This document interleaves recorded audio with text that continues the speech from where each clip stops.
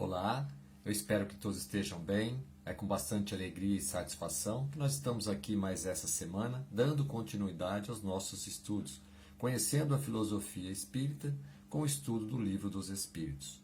Hoje, dando sequência aqui na parte segunda, onde nós estamos tratando dos espíritos, do mundo espírita, o mundo dos espíritos.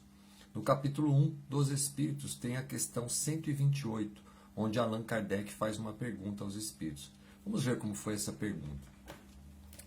Os seres a que chamamos anjos, arcanjos, serafins, formam uma categoria especial de natureza diferente da dos outros espíritos? Essa é a pergunta que Kardec faz aos espíritos. Eles respondem o seguinte: não. São espíritos puros os que se acham no mais alto grau da escala e reúnem todas as perfeições. Então aqui eles dizem que não, e que somente aqueles que reúnem toda a perfeição, que está num grau mais avançado. Allan Kardec faz um comentário referente a essa resposta, e foi da seguinte forma: a palavra anjo desperta geralmente a ideia de perfeição moral. Entretanto, ela se aplica muitas vezes à designação de todos os seres, bons e maus, que estão fora da humanidade.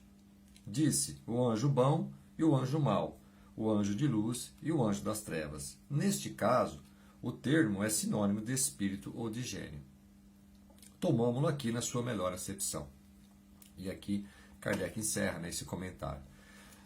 Miramês faz aqui também um comentário sobre essa questão número 128. Vamos ver como é que ele traz esse comentário para nós aqui. O reino angélico. O reino angélico é habitado por espíritos puros, capazes de entender a filosofia espiritualista que tem Jesus como mestre por excelência. O anjo, como sabes, já passou por toda a escala, porque todos os espíritos passam em busca da perfeição. E essa diretriz tem um preço, custa sacrifícios, inúmeros problemas, se assim os podemos chamar, e dores incontáveis. Se não houvesse esses processos, qual seria o mérito? O que poderia acontecer aos espíritos se eles não passassem pelos aprendizados? Seria o mesmo que ocorre com os homens que não passaram pelas escolas, embaraçaram-se nas sobras da ignorância. Então aqui fazendo um comentário que há necessidade da evolução para que você busque e tenha esse mérito. A sabedoria de Deus é infinita e, como o seu amor, se perde na eternidade do tempo. Quem se amarra parando no conhecimento que já possui, começa a morrer. Essa é que é a morte do espírito. Temporária, porém, até despertar em seu íntimo o entusiasmo pela vida, por mais saber e o anseio de amar. Veja, olha só que ponto importante.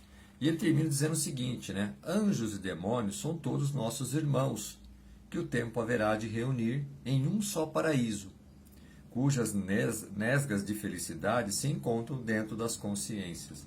E aí, Miramês termina esse comentário.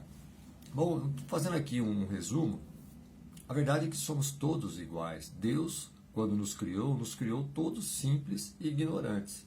Então hoje, os seres mais evoluídos, eles também passaram por provas e expiações, assim como nós passamos, iremos passar até chegarmos nessa condição.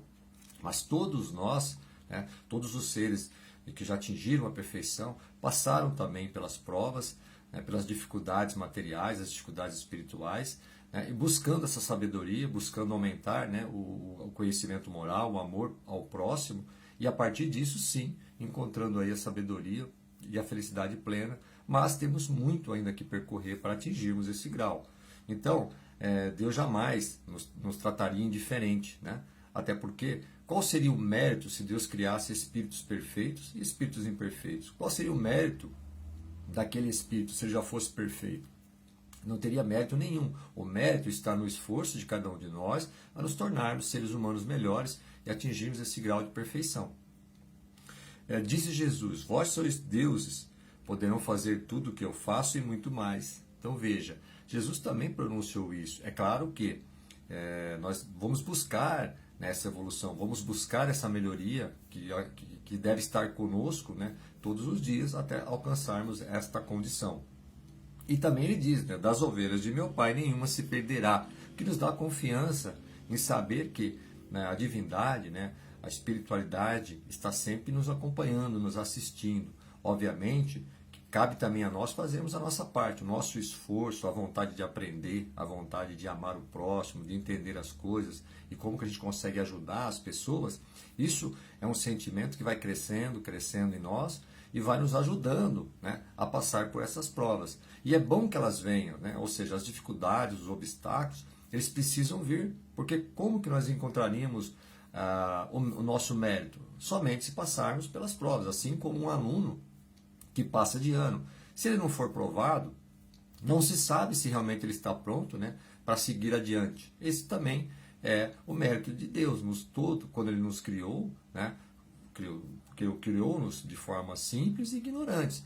O esforço, a vontade vai sendo despertado em nós de acordo com o que a gente vai aprendendo, de acordo com o conhecimento que vamos adquirindo, né, com as influências, né, que vamos recebendo para cativar, aumentar, nos estimular, né, a evolução. E a partir daí sim buscarmos, né, essa evolução, esse grau supremo de felicidade, ou seja, a perfeição plena, né, que somente os espíritos superiores, né, alcançam, mas todos nós também chegaremos lá. O ponto é que, para chegarmos lá, existe a questão de provas, né? Existe as múltiplas existências para que a gente possa adquirir o conhecimento moral e o conhecimento intelectual. E somente nas sucessivas, né, vidas que temos, vamos adquirindo isso e vamos aumentando, né, ganhando musculatura para buscarmos essa condição.